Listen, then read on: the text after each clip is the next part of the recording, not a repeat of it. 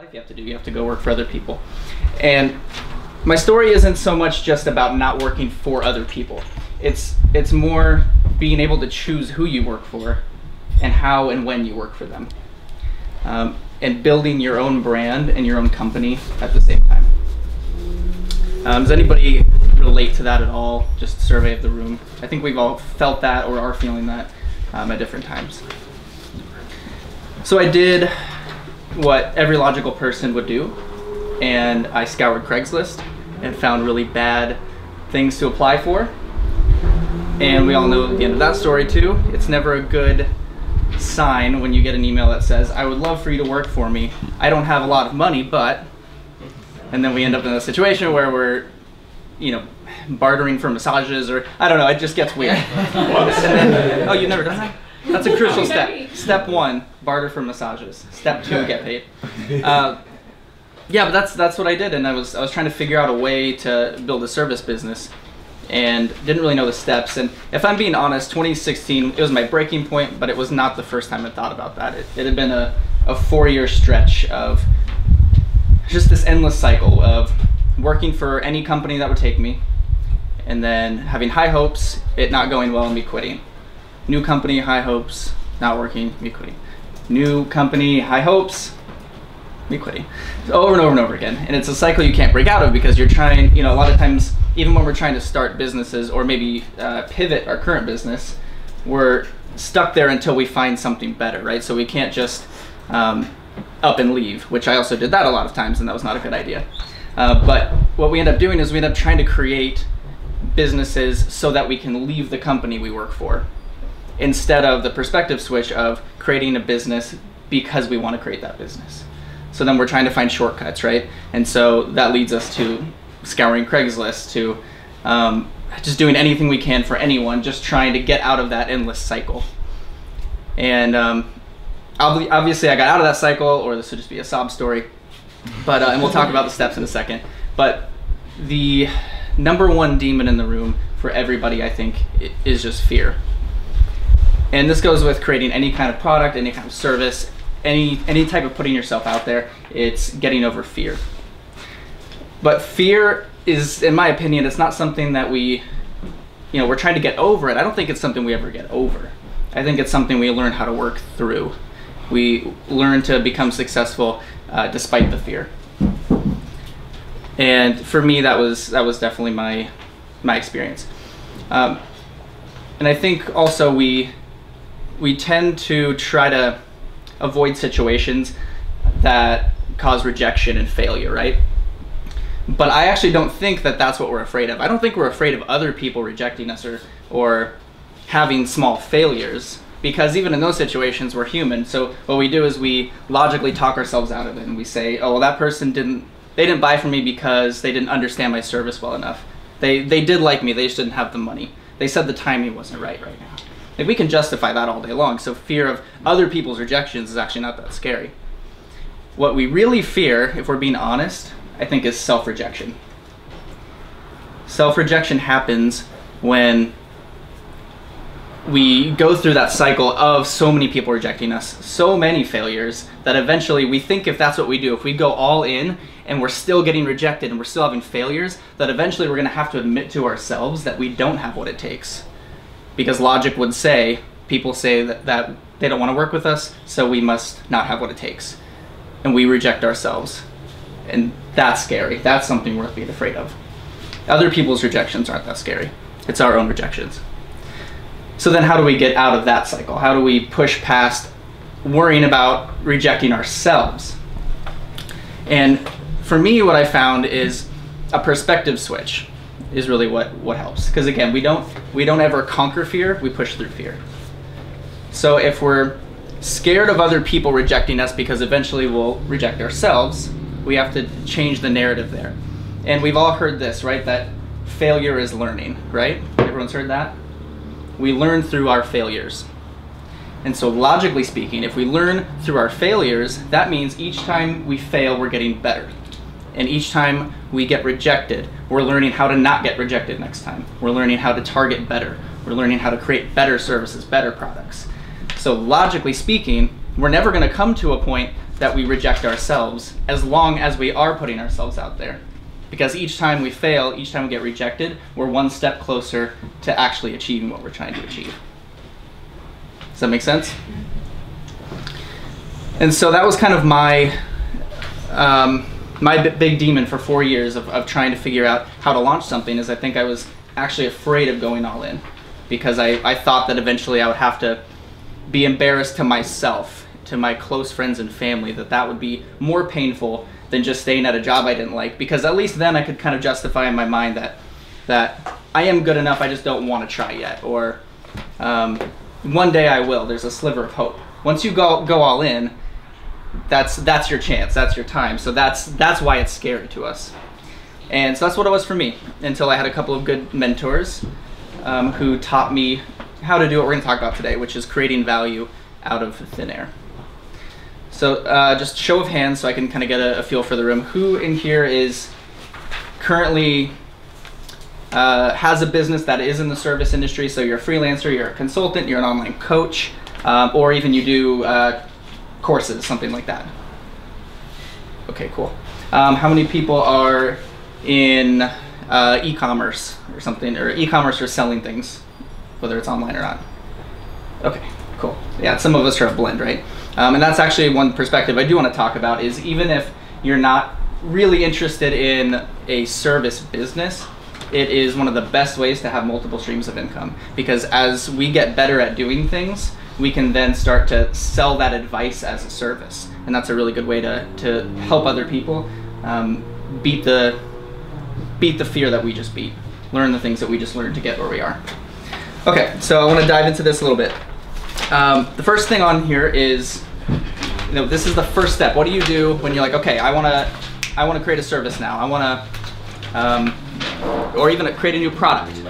And this is not, it could be, but it's not necessarily you want to start a whole new business. This is, you want to add on to your current business with a new product line, a new service line, or maybe this is, like in my case, this is how I started my business, is this first trigger, which is the concept of idea sex. Everybody say it with me. Idea sex. Okay, don't be afraid of it. Okay, idea sex. Does anyone know who James Altucher is? Yeah. Okay, I stole this from him, so I'm just airing that out. I don't want him hunting me down.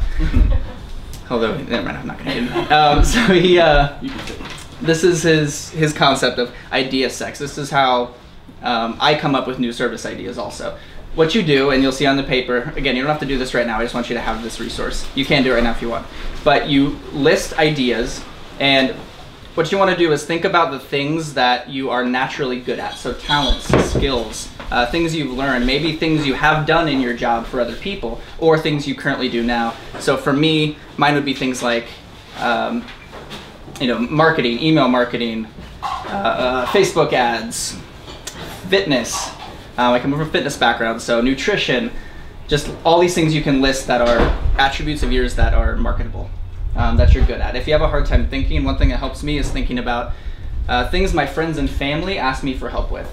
So my friends frequently ask me for supplementation help. What do I take for supplements? So that's one idea. I'd be like, okay, some people, at least one person, views me as a bit of an expert on this, and that's a good place to start.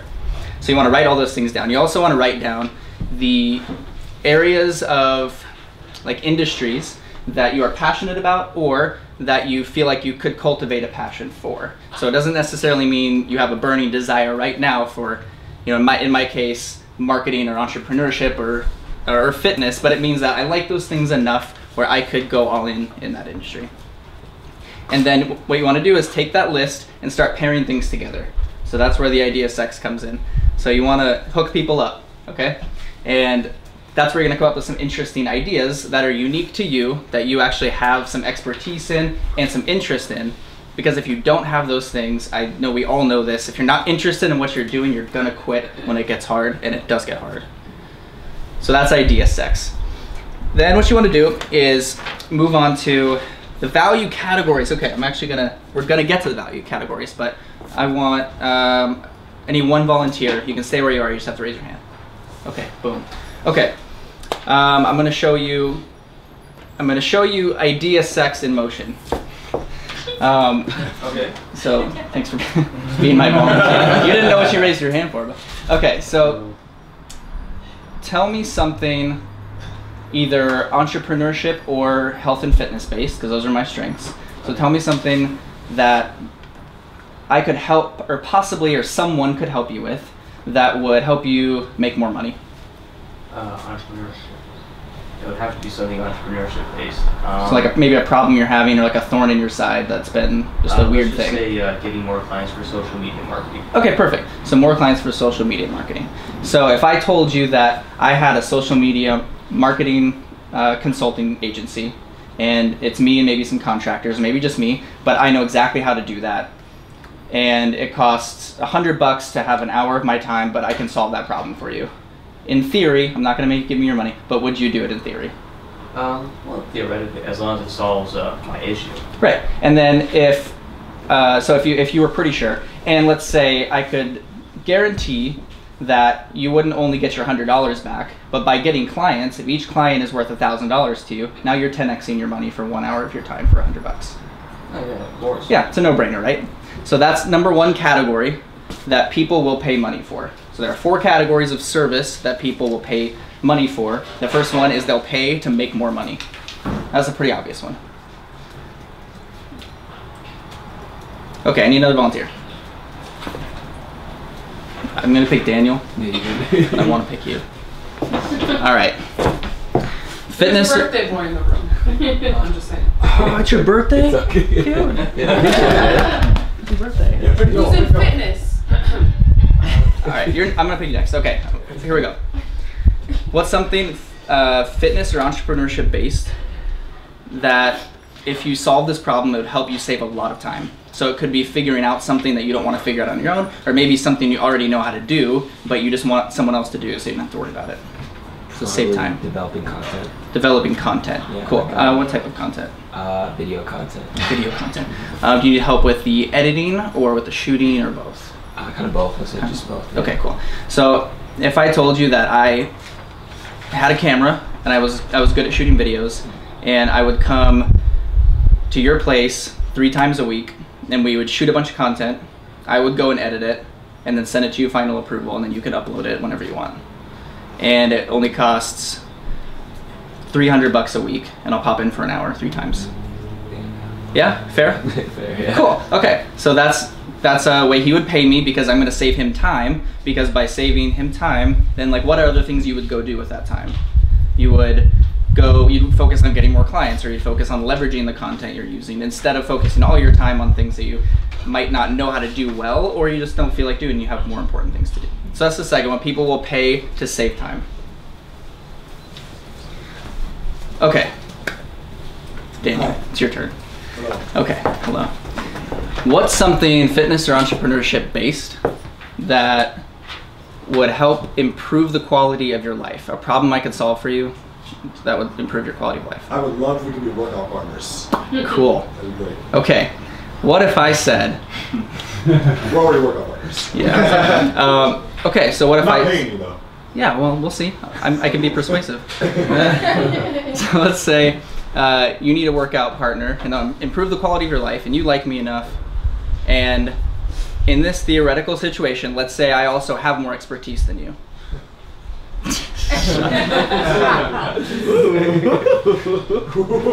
So if that was the case, and I went and worked out with you twice a week, not only did I work out with you and be your partner, but I was motivating. I would also help. I'd fill your water for you.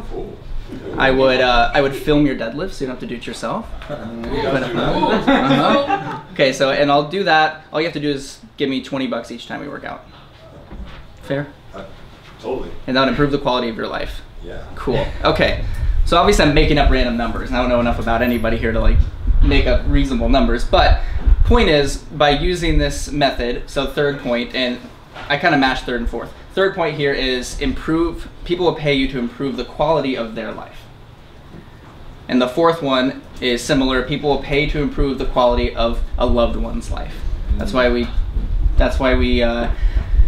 take our pets to the vet, right? It's a loved, or sometimes we try to take our pets to the vet. So it improves the quality of life for someone that we love. So those are our 4 main categories. But that's how you use now. You use your idea sex portion. With all these ideas, you start pairing things up and then use these categories as your marker of what will people pay money for.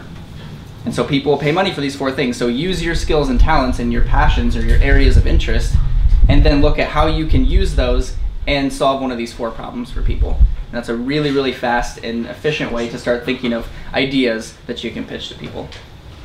Make sense? Okay, all right, next one. We've got the value statement, also called purpose statement, either one. So your value statement this is more of a marketing point. So like once you have some ideas, you're starting to figure out how you can launch a service and reach out to people. You're going to need to be able to explain very clearly what it is you do, who specifically it is that you help, and how specifically you help them.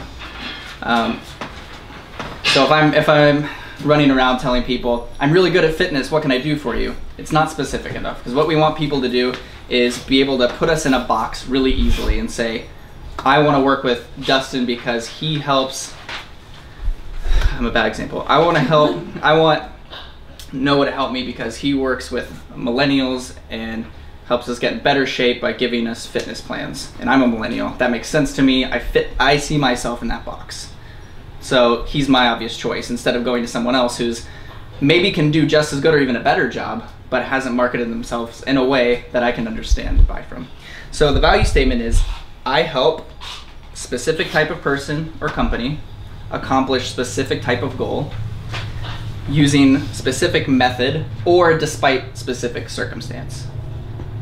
So a circumstance might be, at the end of your statement, you might say, this is not a plug, it's just an example, but so for one of my courses, it's that I help people start a service-based business from scratch I remember what the whole thing is now when I'm standing up here talking, that's great.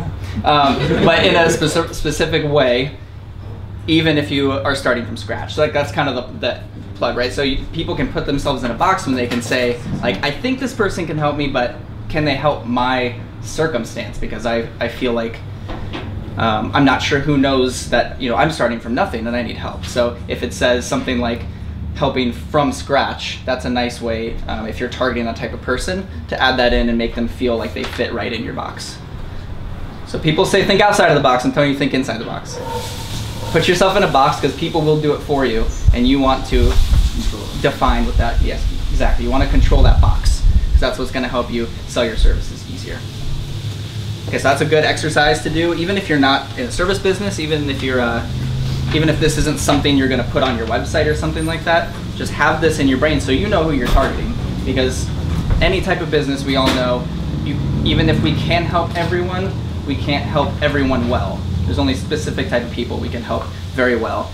And even if that's not the case, there's only a specific type of person we can spend time marketing on in the beginning. We can always expand, but in the very beginning, the more you put yourself in a box, the easier it is to start expanding that to other markets or other types of people. Okay, next part. This is a cool part. So this is kind of tying this all together. So let's say you have your idea, you know generally who you're going to target, you're starting to figure it out, ask a couple people around you if they'd be interested in this type of service. Now, how do you keep this going? And this is what I call my raving client loop. And it's pretty simple, but it's not easy to execute. So the first thing is obviously you get a client, right? The next part of the cycle is that you need to provide great service. Not good service, great service. And the reason is if you don't create a great service with great results, you're not going to be able to even keep the loop going. The next part of the loop is getting testimonials and referrals. So if you are, Noah and I were just talking about this in there like 30 minutes ago. If you provide a service of some kind for people and they love it, 1, they're going to buy other things from you. 2, they're going to tell their friends about it.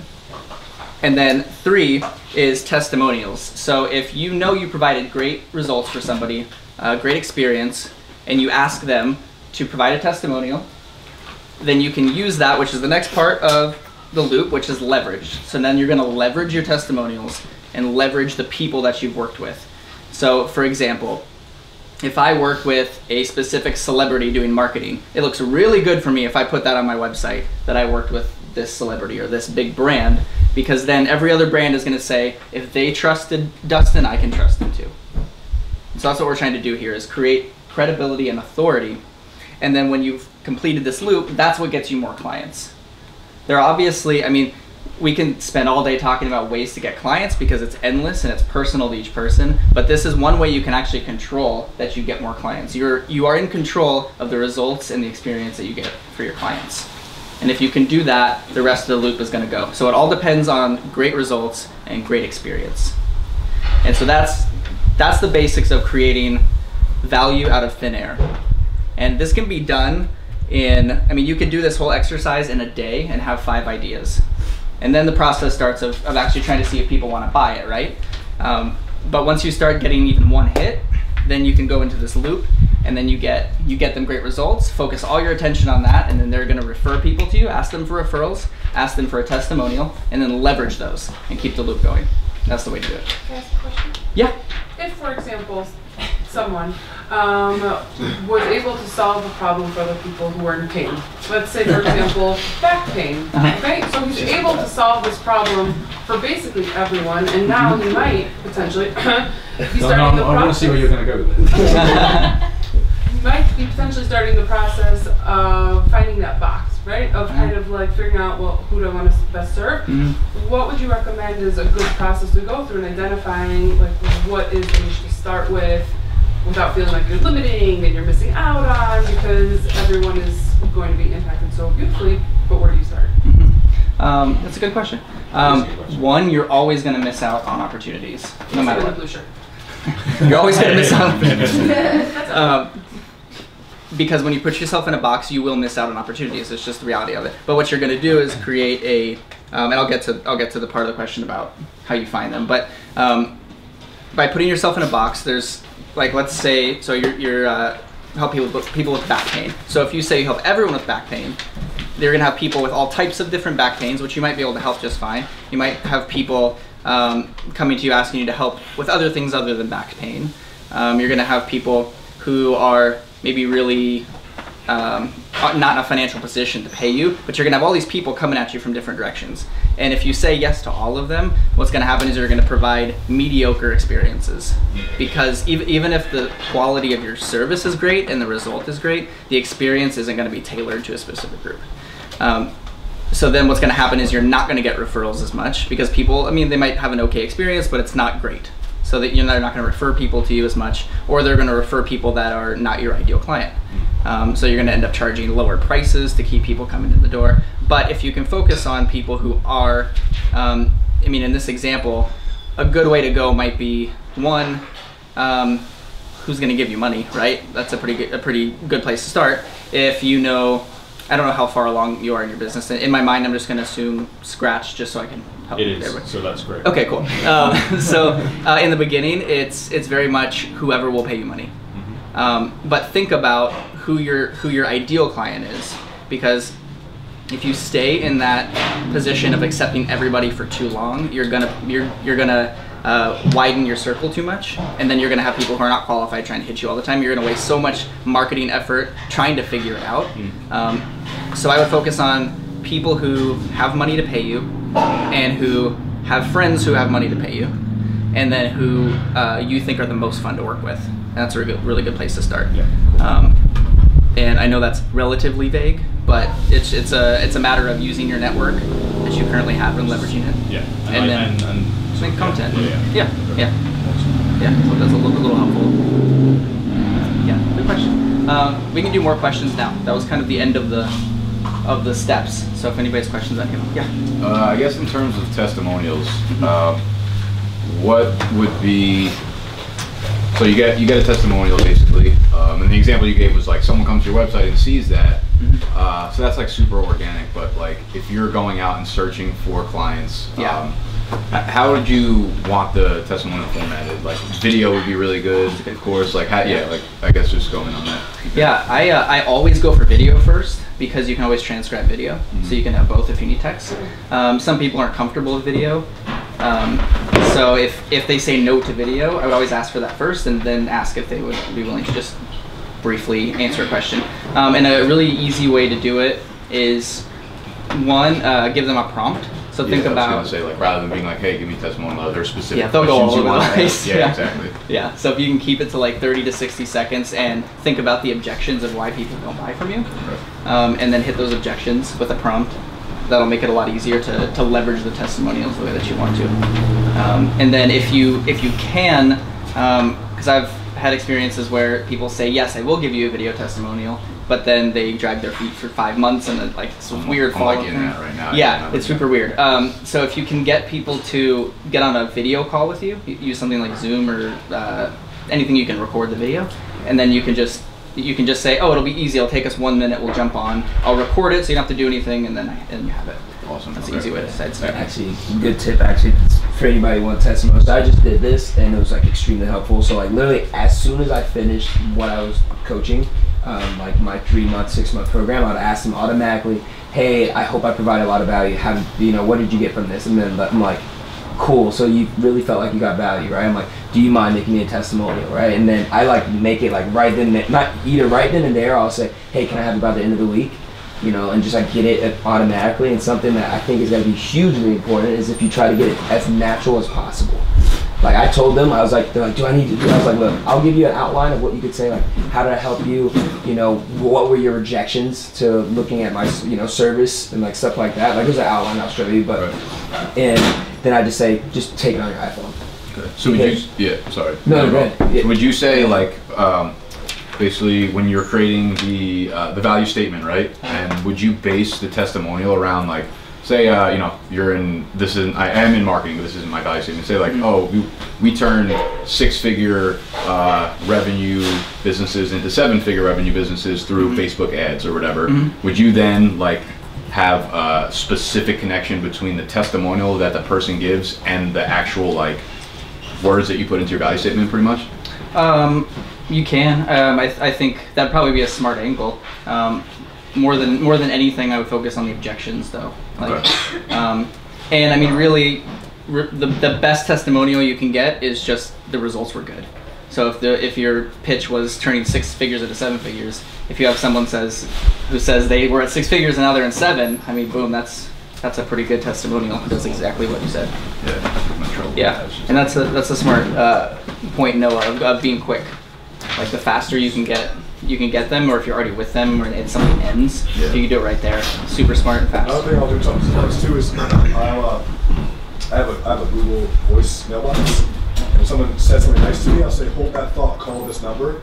They can call it and just drop the voice testimonial in the box, and just stack them up. So I have a whole box of like 50, 60, 70 testimonials, and I can transcribe them or whatever I want to do with them, which is pretty cool. That's smart. So that's like you're saying, like in the middle of, like someone just calls you organically. Shut up. Yeah, that's smart.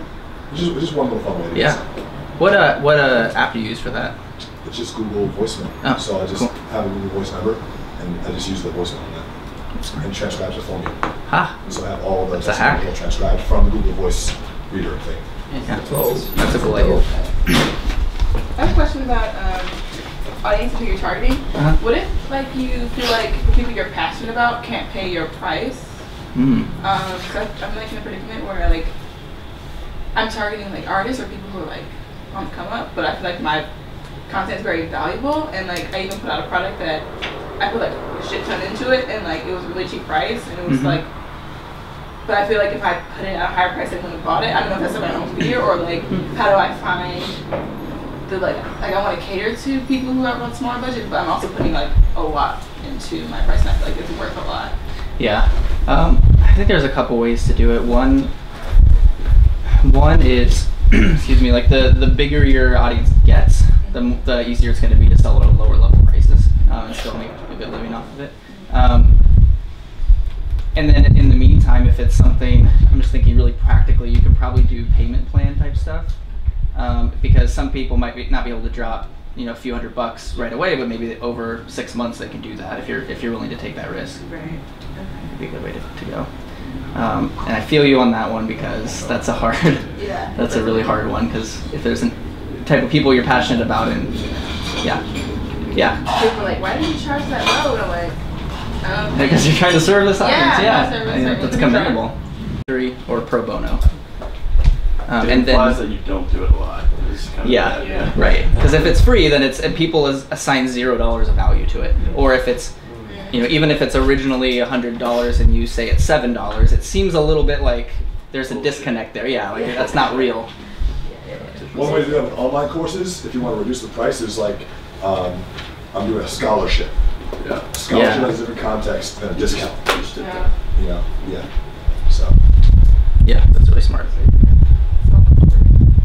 How did you reach out to when you first started that? I'm just interested in kind of like your lead generation strategy. Was it just referrals and testimonials, or how did that work?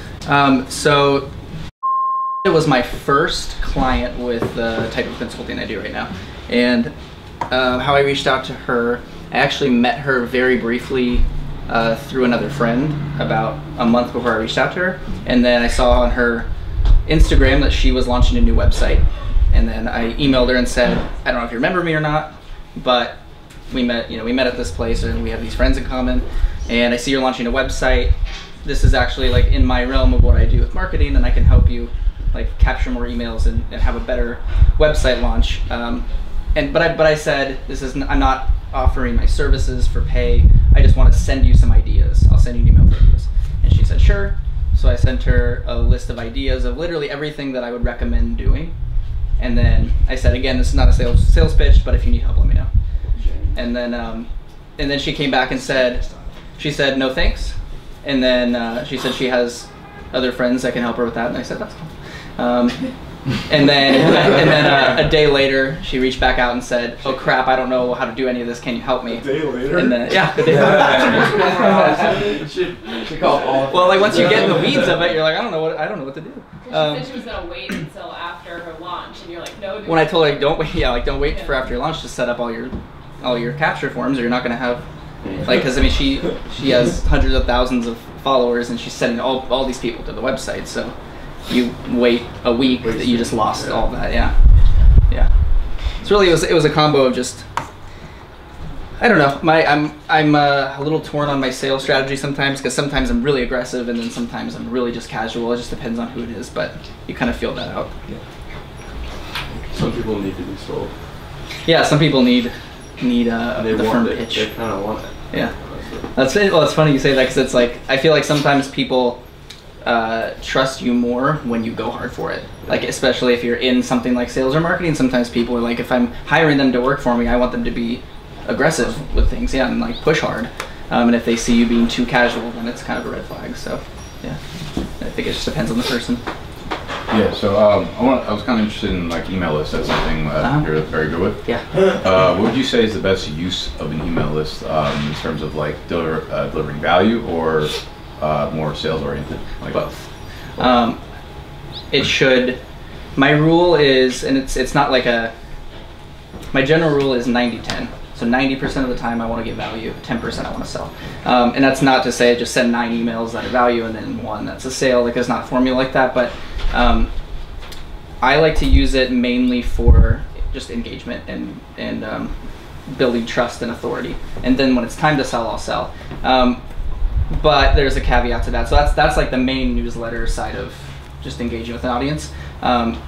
There's the other automated side of things where if, for example, if I'm going to sell an online course and I have a freebie opt-in for it, and someone signs up for that, I'm not just going to let that email sit there and then send them irrelevant newsletter things that have nothing to do with that. Because as far as people know, when they sign up for the list, people don't realize that a lot of this is automated, right?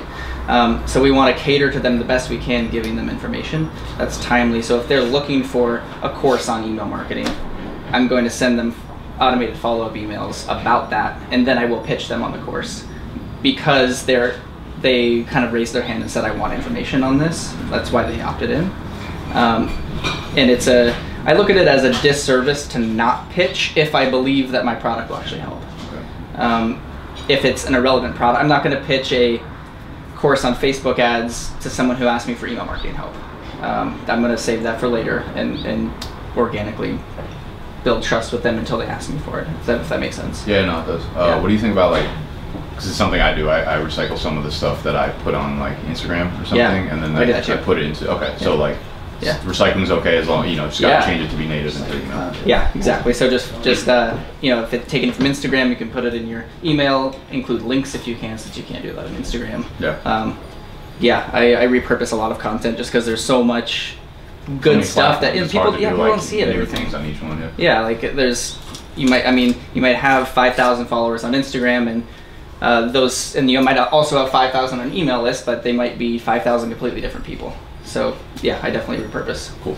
What do you use like as your email platform? Is it I use ConvertKit? ConvertKit. Okay, yeah. Got it. And then you just like tag them, and then you could sequence them. It's an automated thing, right? Okay. Yep. So I'm trying to get into that. Yeah, it's super helpful. Yeah, it's so I'll tag. I'll set up an automation to where if they go in for a certain form, I'll tag them as opting into that form, and then the automation is, if they're tagged with this, then they get this automated sequence. That's what I'm trying to do with the book, because I basically tagged them as they're got to be the ones ordering the book. So then I could try to tailor most of my messages like, oh, hey, you had pre-ordered my book, and then try to make like a thing for them, right? Yeah. And then the second question, that ideally, like it could depend on the audience, but what do you say like cadence? Like how many times a week do you think email is good for people, like to where you're not blowing up the inbox, like at least in my firm, like I'm like, you guys are sending these people a ton of emails. Like, what the heck are you doing?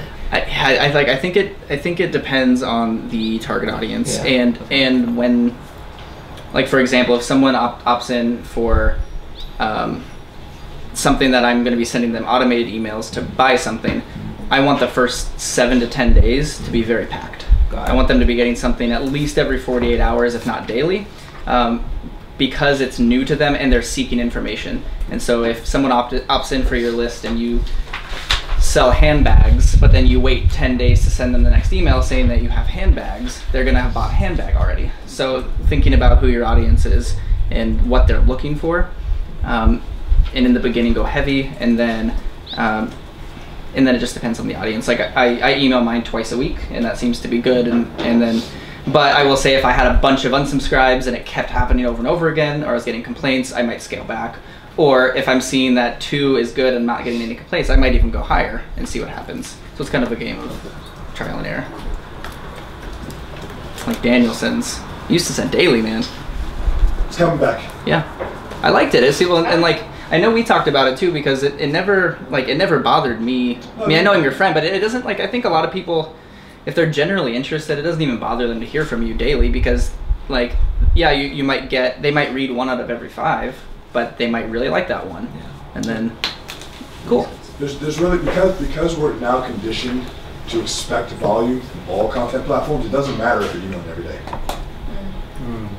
People expect volume. And it's the whole omnipresence thing. Like, are you in every situation that someone might want to see you? Inbox, social feed, YouTube, all the different areas, and you can send every day. People unsubscribe at the same rate, but the difference is that you get the same amount of unsubscribes, but you get way more clicks, way more reads, way more engagement. So I didn't notice any drop off from sending every day versus sending once a day or once a week or once every 2 days. Same. It was interesting. Yeah. Well, it's interesting too, because I feel like the more if your audience tolerates it, the more you can send them, the more, like, yeah, you might get more unsubscribes, but the people who don't unsubscribe are going to be 10 times more engaged, and they're going to be getting constantly from you.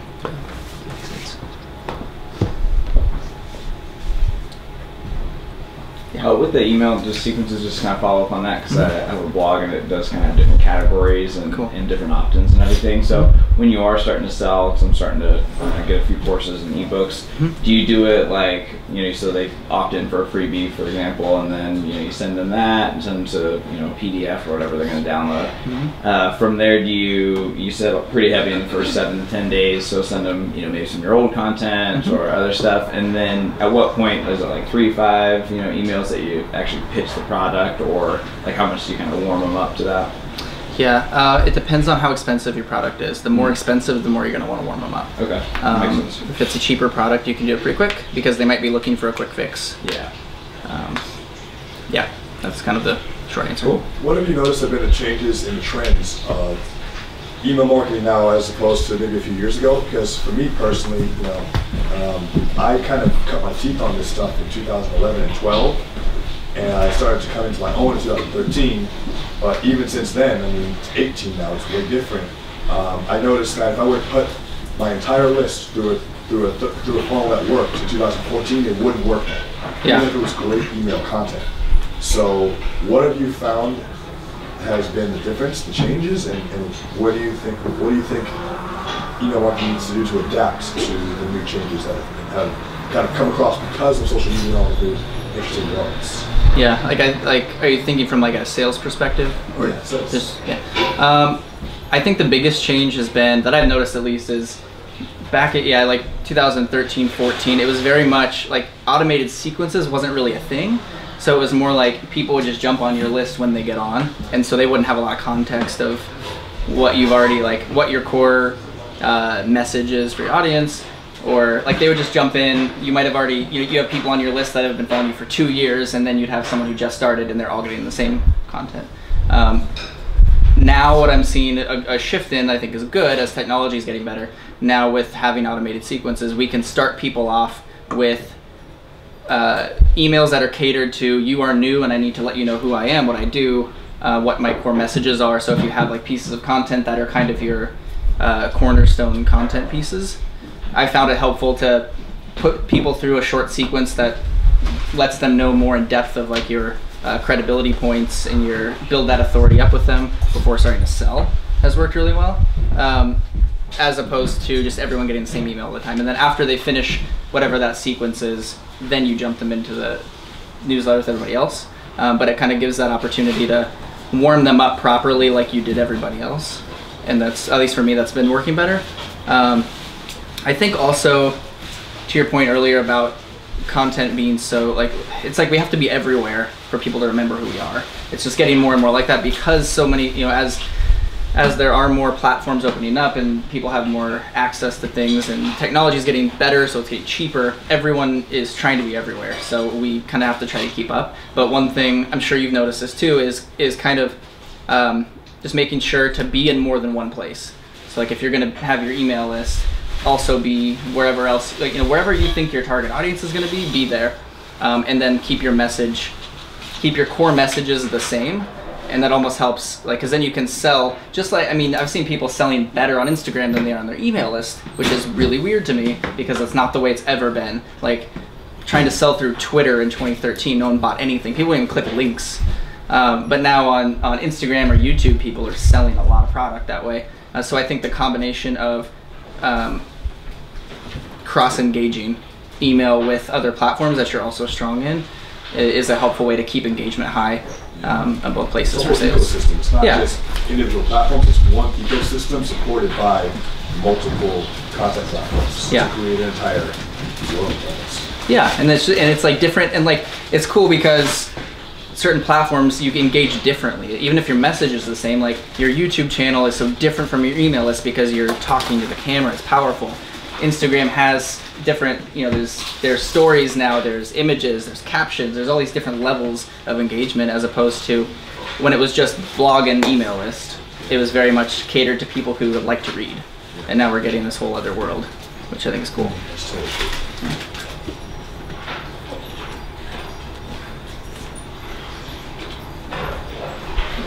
Cool. Any other last questions? Okay, I'll ask. Yeah. It was something you said in the beginning, it was more of a mindset question about not so much that you're afraid that you're like potential clients going to reject you, but you're rejecting yourself. That's something I have a big mental block with myself. How did you get over it? Like, I mean, very broad question, but like, what are some steps you took to not focus on rejecting yourself and seeing that failure as a good thing? There's two things that I think are fun. One is just the perspective switch of remembering that failure is where we learn.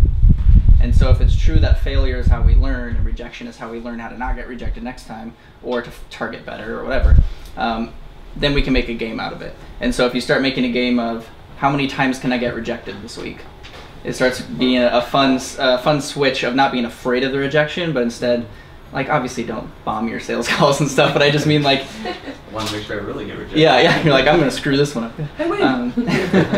But thinking of it as more of a game and having that mental switch of it's not like it's a necessary evil. So you might as well try to have fun with it and just know that it's going to happen more than it's not.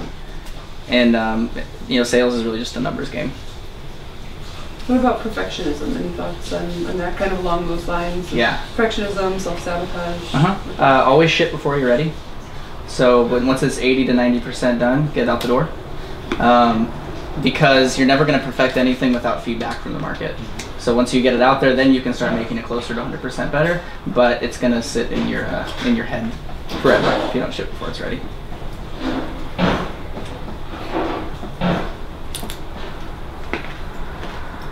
Yeah, perfectionism is a hard one because it's like, I feel like perfectionism is it's such a blocker because we're able to justify it and use it as you know, it's a good thing. Being perfect, I mean, it is, right? Being perfect is a good thing. But once we realize we're never going to be perfect, then it becomes a little bit easier to just ship it out there. Like people are. And maybe this is a harsh truth, but people are less interested in what you're doing than you are, right? Like, I mean, it's obvious, but it's like we get really into our own worlds because it's ours, and then we think that other people are going to judge us as harshly as we are, but it's not true. And so a lot of times our 90% looks real good to people on the outside. Any thoughts on gratitude? And, you know, like, if, you know, someone who could be dealing with like perfectionism and that kind of, those kinds of thoughts and things can also feel really negative all the time. Yeah. And so like, any thoughts on gratitude and stuff like that? One thing that helps me is looking at where I started and then remembering that even when I don't feel like I'm making progress, I am making progress. You know, if I look, like I might have a really bad sales month, but if I look back to 5 years ago when I didn't have any sales, it makes me feel a lot better because I can be grateful for like, it feels good. I've gotten to where I am now. Like things are going okay. And then also stepping outside of your business and remembering to be grateful for things that have nothing to do with it. And just looking for the things that you do have. And that sounds so, I don't know, it sounds cheesy, but neurologically our brains literally, like, the pathways are formed by how we think, and it's much easier for our brains to jump to negativity, which is why we do it so often. And then once you start doing that, it's like a snowball effect. And the same is true though for positivity, but if I'm getting the statistic right, it takes about 15 seconds of focused gratitude to actually feel positivity, for the brain to recognize it. But if we start doing that, we start recognizing it faster. And then we start looking for it. So the more we can keep our minds on what's going well and still being realistic about what we need to fix and what's, you know, what's not going great in the business, but thinking about also, like, I didn't close the sale, but I had a lead today and that was cool. That's something I didn't have yesterday, and that kind of thing. Kind of makes it easier.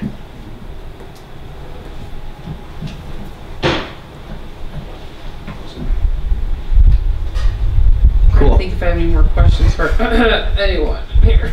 Questions for anyone. That's my favorite thing I've ever heard. I'm looking for people. I like it. Thank you. Well, I'm sticking around for a while, so thank you guys very much. And you look great too.